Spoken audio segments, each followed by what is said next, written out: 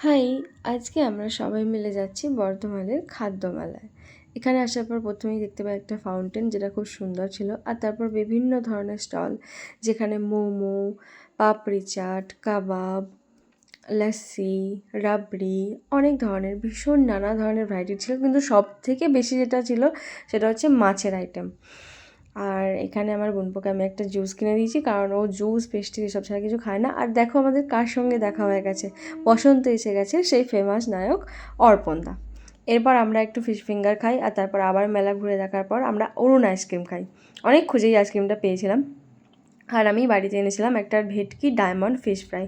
এটা ভীষণই ভালো খেতে ছিল, তবে দামটা একটু আমার বেশি ছিল। কিন্তু যেহেতু মেলাতে ওরা স্টল করেছে, তাই মেলারও তো কিছু ডিমান্ড থাকে, সেজন্যই মনে হয় দামটা বেশি ছিল।